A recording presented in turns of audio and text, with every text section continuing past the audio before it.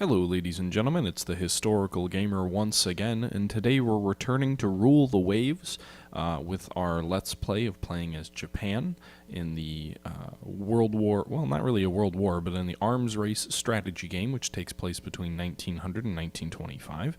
Now in the last video we built the Fuji class battleship that you can see here.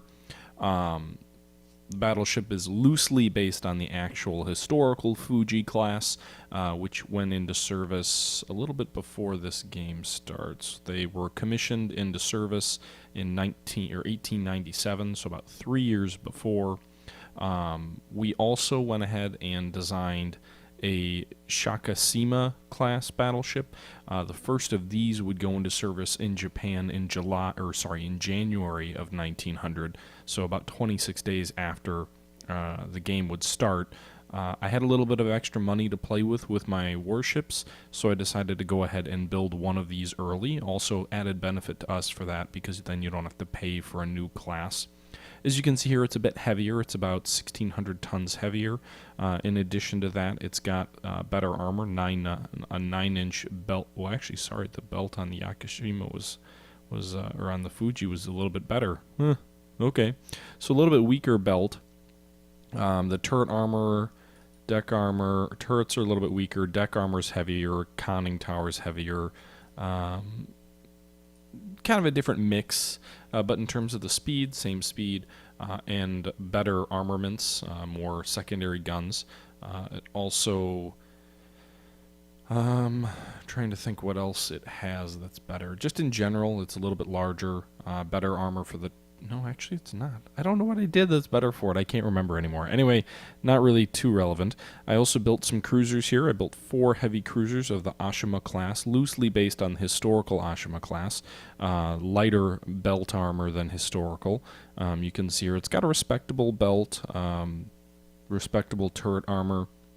Conning tower is probably a little bit weak. The guns... pretty heavy for this era of a protected cruiser, 4 8-inch guns, almost like a little mini battleship with a very respectable secondary battery of 6-inch guns, and even a tertiary battery of 3-inch guns. And then we designed a very different light cruiser class, the Suma class, which is loosely based on the historical Suma class, only about 3,700 tons. You can actually see the comparison between the Asima and the Fuji. They're only off by they're about 4,000 tons different. A lot of that tonnage is eaten up by the fact that the Ashima's faster at 20 knots. But with the 4 8-inch guns as their secondary and 10 6-inch guns as the secondary, 4 8-inch guns for the main battery and 10 6-inch guns for the secondary battery is equal between the battleship and the cruiser. Cruiser's a little bit faster. And, you know, to be honest, the maintenance costs aren't dramatically different either. So the Ashima class will probably fight in the main line of battle if we have a war early on. The Suma class certainly wouldn't stand up to that. Much smaller, only 3,700 tons. Some protected cruisers in this era could get close to 10,000 tons if you're looking at some British designs. Some were much smaller, between 2,000 and 4,000 tons. The Suma fits into that. Japan actually had several classes of protected cruisers that mounted 8-inch guns even. They kind of generally mounted like a 1 battery of 2 8-inch guns, and they were a little bit heavier than this, but I didn't decide to use those because they were actually based on some French designs that didn't pan out all that well for the Japanese, and in fact by 1900 the Japanese were looking at trying to find a way to get rid of those ships because they had performed so poorly during the First Sino-Japanese War in 1896. The Japanese sailed them in against Chinese battleships, and the rate of fire on these protected cruisers was very slow. I think they actually had a protected cruiser that had like a 13-inch gun or something like that. It was the most powerful gun in the world, based on a French design for some French battleships. And it turned out they could only fire 1 round like every 6 or 7 minutes, and the Japanese were just disgusted by it. So they had some interesting designs in this era, but we went with something a little bit more traditional. And then as far as the destroyers, we built 40 of these little things, just based off a generic computer design. Here you can see 4 torpedo tubes and 2 very light 3-inch artillery pieces. Mainly they're torpedo boats, and that's really what destroyers were in this era, with no armor at all. So the fleet we built, 40 destroyers, 12 light cruisers, 4 heavy cruisers, it looks like here, and then 3 battleships is what we're going to be starting out with, which is pretty close to where Japan was historically. All of my ships I designed, with the exception of the torpedo boats and I think the Suma, I had them all built in foreign yards. That's because they're too big for our own yards. But one other thing I did to burn some cash is I went ahead and started expanding our docks. So we're at 10,000 tons. We're going to expand to 12,000 tons. So that way we can start building our own more competent heavy cruisers or maybe even very light battleships if we wanted to get us, more advanced in terms of naval technology. So with that said, let's go ahead and hit the continue button, jump ahead. It asks if we're done building our initial fleet. We can go ahead and hit yes. So now we have to select warships under construction. So we basically built our initial fleet. Now what do we want to be building? Well, there was historically a second Shakushima class battleship, so we're going to go ahead and do that. It's going to start halfway completed. And if I take a look here at my chart, the Hatsushi was the other ship that was completed in January of 1901, so that's going to be the ship that we'll have here of the Shakushima class. And you can see here the costs are a little bit different. We don't pay for the whole cost up front. Instead, we pay $2.6 million per month until it's finished. Monthly build cost. Oh, wait a minute. Is it really that low? $2.6 million total, I guess. Well, that's odd. With a 84,000. Huh. Okay, anyway, so go ahead and we'll put that down. So we've got that ship under construction. You can see it'll finish in 16 months, so it'll finish in roughly March of 1901, which will actually be pretty darn close to what happened in reality. Pardon me, I tried to swallow a yawn there. I hope you didn't. I hope that wasn't too loud or you didn't hear that. Trying to think if I want to design another battleship. The Japanese also had the Ashi battleship, which was completed in middle of 1900. It was very close to the Shakushima. I'm thinking maybe we'll build a second. We'll just rename it. I don't want to design a whole new ship. So I'm thinking we'll just build another Shakushima and we'll call it the Ashai.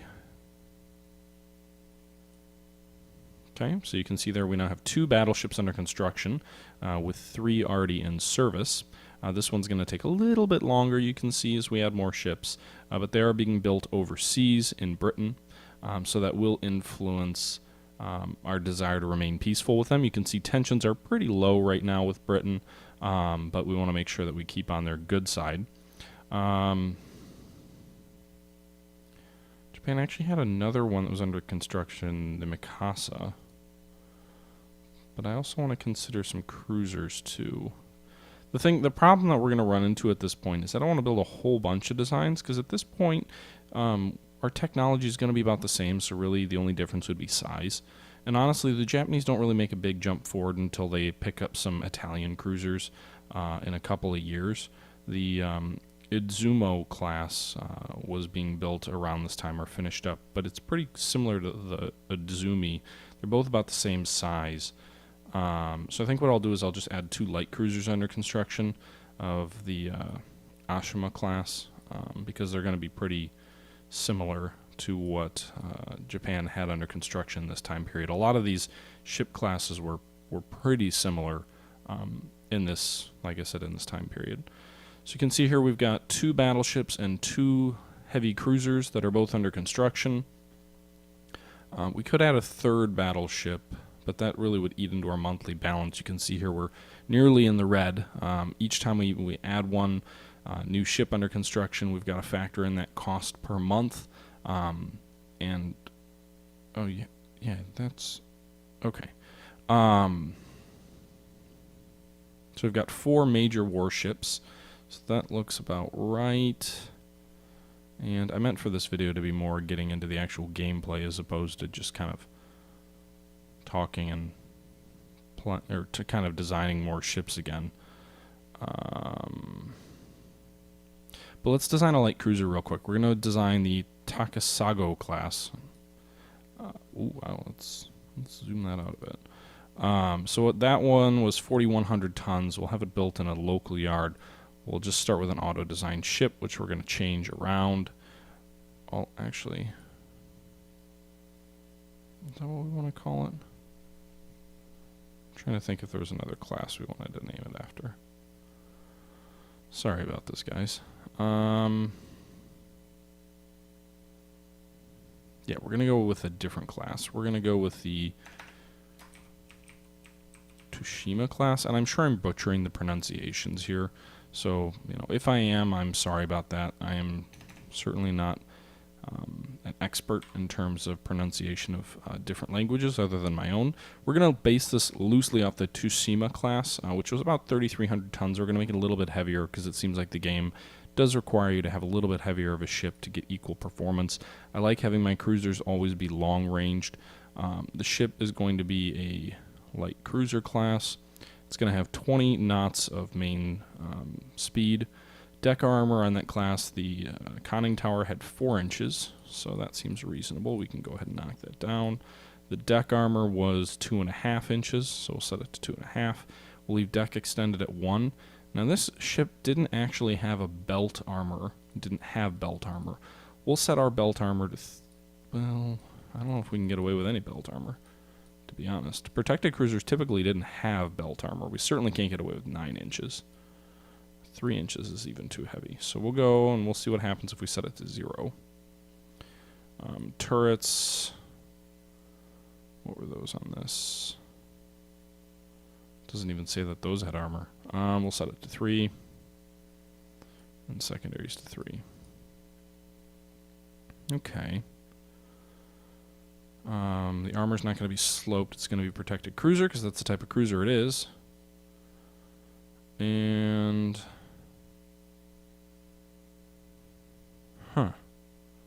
still says we're substantially overweight. Oh, well, we've got 12-inch guns on. That'll play a role in that.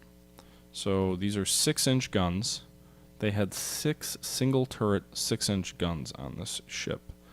So we're going to have one forward. We're going to set it to a single turret. We'll have one aft. We'll update the ship graphic. Secondary caliber was 12 pounders. I'm going to guess it's about a 3-inch gun. They had 10 of them. No tertiary guns on this type of ship allowed. So we've got 2. You can see here the ship is getting much more thinly armed. And these are definitely casemates. I don't understand how casemates don't save us money. I feel like they should. Anyway, so we're going to also increase the amount of ammo. Since they're lighter guns, they're going to have a much more rapid rate of fire, so we'll increase how much ammo we're storing. And looks like they had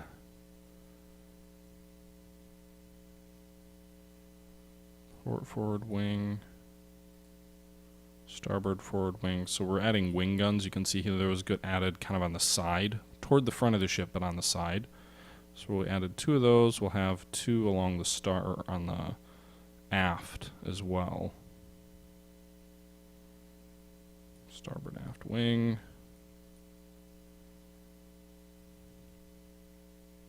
And we should find port aft wing.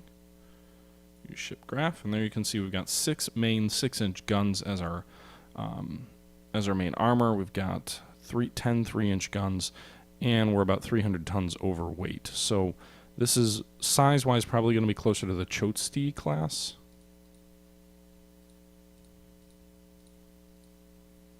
So you can see here it'll be about 5,200 tons, so much closer to the Chotsti and Kasagi, but in terms of the capabilities of the ship, probably closer to the Tsusama. And again, it's going to have a little bit more heavy armor than that protected cruiser did historically. We're going to set the accommodations to normal because we don't want to this is basically a long-range kind of commerce raider or fleet ship designed for independent operations. We definitely don't want to we don't want the ship to have too cramped of accommodations because, again, they're going to be on long voyages. So we'll go ahead and save them. Change ship type and continue. It's not an AMC. Why would it want us to change? Ship class identified as AMC. Change type and continue. New.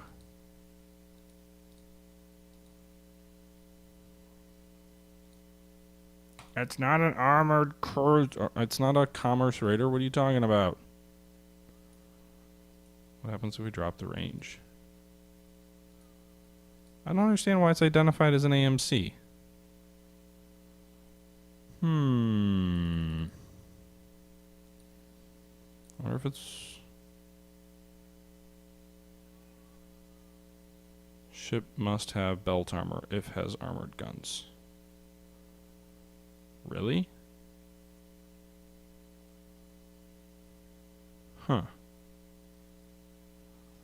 Okay, so sometimes you'll get these little alerts that tell you your ship is illegal. I don't like those alerts. They're not very nice. Okay. So it's overweight. I guess we're just going to make it one of those heavier protected cruisers. I'm not sure what else to do. We added a really small belt. I guess if there's a protected cruiser apparently has to have belt armor in this game, which isn't accurate. I'm only putting an inch on there because protected cruisers often did not have belt armor. Most of the time, especially in this earlier age, they really didn't. So anyway, we made a 5,200 ton, kind of a middling range cruiser, certainly more capable than what we had. So we went ahead and built that. And there were 2 of those historically under construction, so we'll build 2. Okay, so you can see now our monthly balance is negative 800,000. We've got 2 battleships, 2 heavy cruisers, and 2 light cruisers under construction. I don't really think we need any more destroyers. We've got 40 of them. That's quite a bit. One other thing we do need is we need some ships in Southeast Asia. We need at least 5,000 tons there. So I'm going to dispatch 2 light cruisers. I don't really want to put our heavy ships there. And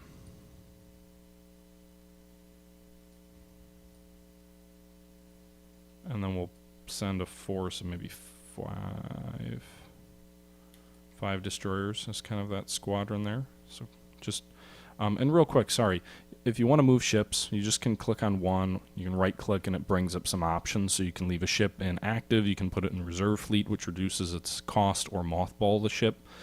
You can also send a ship to foreign station, move a ship, rename it, scrap it, click view data, and you pull up that little pamphlet of information on the ship. Open design for a rebuild, so you can rebuild some ships sometimes when new technologies come out, kind of like refit. If you want to select multiple ships, you just click one, hold down the shift key, and then down to where you want to go. I don't think there's any way to select one and then like drop down so you kind of mix and match. Just kind of the traditional shift and select. We're going to send these 5 destroyers to the Southeast Asia region as well. And now you will see that we've met all our obligations. We're supposed to have at least 5,000 tons in Southeast Asia. We have quite a bit more than that now. So we have a small squadron in Southeast Asia. If we right-click, we can drag along the map here on Formosa. And then we've got the rest of our fleet here in Northern Asia, just kind of between South Korea and Japan. So that's that. We are all ready to really get things going. And only 18 minutes in. I'm sorry about that, guys. We are running a bit in the red, but we should get a little bit more money as the game kind of goes on. So go ahead and continue. And there we go. So we are now in January of 1900. Again, you can see our ships under construction and where they're at in terms of their completion time. You can also see... I wonder if I can... Coastal fortifications seem to give me weird errors. Not quite sure why. Because there's 0.0-inch guns, despite it saying it's a 4-inch coastal battery. I don't know why. You can see here there's an empty ship sunk tab, no submarines, and that's kind of where we're at. So we really don't have a whole lot of money to play with new designs. We can check out the research here. Research budget is 8% of our total budget, so we could increase it a bit. And you can see that'll have an influence on cost. For example, if we increase our budget to 9% research, you can see our monthly balance dips more into the red. But it'll allow us to research things more rapidly. We can change the priority on different items. So if we click right, We can change the priority on an item from medium to high to low. Right now we're not really specializing in anything. You can see here we're working on machinery development, armor, hull, fire, subdivision, turrets, ship design, everything basically. We've got a lot of things that are basic level, and we've got some that are unavailable. So anti-submarine warfare, we haven't found anything out about that. There aren't even submarines yet. Fleet tactics, we have nothing on that yet. And naval guns, the last research we did was for 10-inch guns. That is, I believe, the largest we can build right now, which also limits our ability to build domestic battleships. 10 inches are a little bit undersized. The Germans actually built battleships with 9.4-inch guns. Around this time period, they started with the Brandenburg class, which was an 11-inch, really interesting ship, had 11-inch guns, had 6 of them, so it's almost like a dreadnought in some sense. However, they had a middle turret that fired between kind of the turrets and along the center line of the ship. So it didn't have the full ability to aim everywhere the 2 turrets on the end of the ships did, and they had shorter barrels so they could traverse through the kind of the superstructure of the ship without kind of hitting the funnels on either end of the gun, which meant that it had a shorter range because it had a different caliber than the main guns on either end. So it wasn't a true all one caliber gunship, but it was close.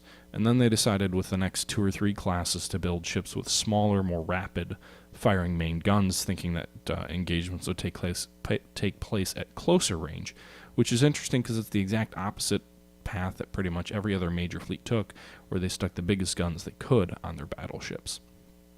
Anyway, yeah, so that's research.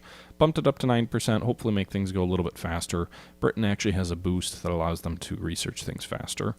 We can choose our ship ammo loadouts as well, just kind of generic. So, for example, if our ships have 150 rounds or 100 rounds or whatever, these are kind of the percentages of the ship that it would make up. I don't know what SAP is.